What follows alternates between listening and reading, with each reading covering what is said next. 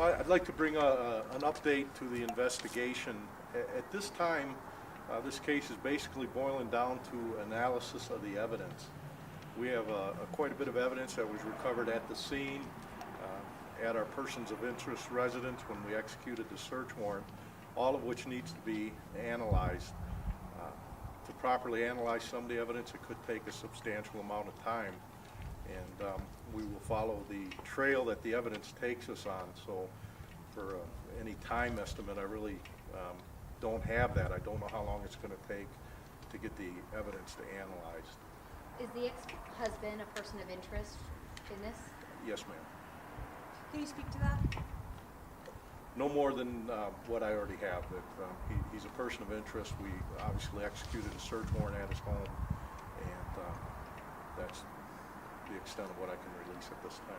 And Commander, can you talk about, did you bring him in for questioning on Friday or Saturday, or when did you guys talk to him?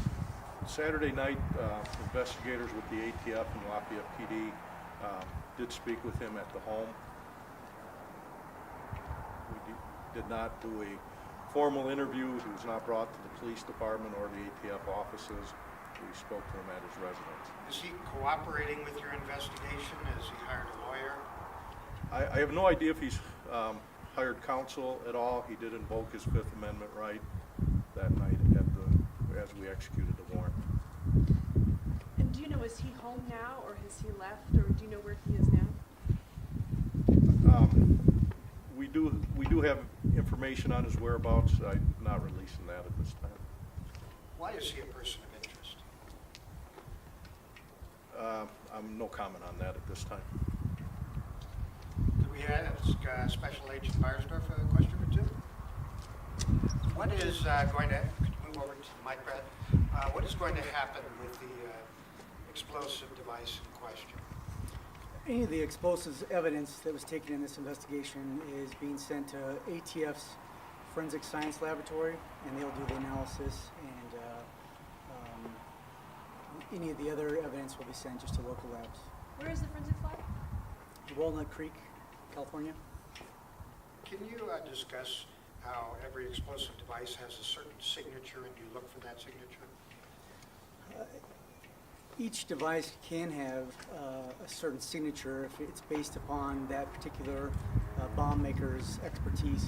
I can't get into the specifics on this particular device, but that is something that the ATF does look into.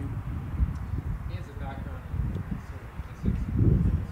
Does that show in his work? I mean, is that obvious to someone like you when you look at this? Yeah, I guess I can't comment on that at this time. That's part of the investigation. I just would hate to get into some of those details. Are there any other people of interest or any other leads that you may have that you're working on that you can disclose?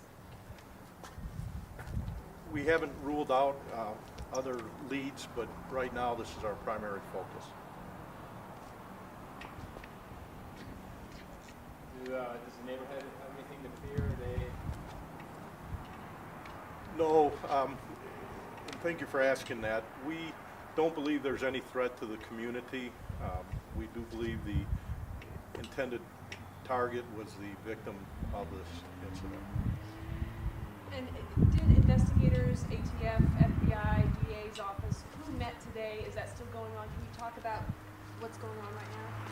Yeah, that was a meeting today with our investigators and investigators from the ATF, the Boulder County District Attorney's Office, just to talk about the evidence that was collected and in what direction we're going to go with the investigation. What have they been able to tell you? No comment on the information received from the victims. Can you update us on their conditions? Cannot. Commander, we don't come to Lafayette Police Department very often. This is a pretty quiet city. Can you talk about what it's like to have to deal with that, with this crime that's getting nationwide attention? Sure. I've been with Lafayette 20 years now. I've never seen a similar situation here, so you're right. Lafayette's a nice community. We don't have this type of incident happening. However, we do have some highly skilled investigators. We recognize the expertise of the ATF, who have been fantastic to work with. They were with us through the night. responded to the scene, are assisting us with evidence. So that's how we've dealt with that, because you're right, we don't have this every day in Lafayette. Was the package involved sent through the mail or just placed on the doorstep without ever going through that? There's no indication that it was through the mail. This was placed on the doorstep. Was it a package with a cord on it? No comment on that, Rich. Is there any indication that he was on the scene when it went off? No information on that. Considering that Allison Stone has asked that her location not be disclosed, does she feel like she is, that Michael could still be a threat to her? Well, you'd be asking me to speculate on Or that she's in what she danger still feels. by anyone? I would certainly understand if she felt that way, but I couldn't speculate on her fears or concerns. And Brad, I wanted to ask you, when you guys were serving, or when you were assisting with the search warrant on Saturday, what were you looking for in Michael Britton's home? What were some things that were of interest? Can you speak generally or specifically to that? Well, I can't speak specifically. Generally, we were just looking for any kind of evidence that would be pertinent to the investigation, anything that would be pertinent to the actual crime scene itself. So, explosive material? Right, it could be anything, any kind of explosive material, anything that could be used, or something that we could link back to the crime scene. Can you give us any more details on the makeup of the device? I can't. I apologize, but that would be, we'd like to let our investigators have time to follow through with their leads and follow through with some of their interviews. I think that'd be just giving up too much information at this time. You say, Commander, that it's going to take some time to sift through all this material and to do the forensic work on the explosive device. Are you telling us that you don't anticipate an arrest in the near future? That's correct. I have no idea how long it will take to get this evidence analyzed, but I could see this investigation going on for weeks. And sorry, Brad, I also wanted to ask you, I understand there were some explosive experts that have been participating in this with the ATF, certified explosives experts. Can you speak to, I guess they're highly trained, or tell me a little bit more Yes, about that? yesterday afternoon we were asked by the Lafayette Police Department to respond. Along with our special agents, we also had certified explosive specialists, CESs, along with certified fire investigators, CFIs, that responded, that were on scene and able to assist in analyzing the device and the actual scene itself.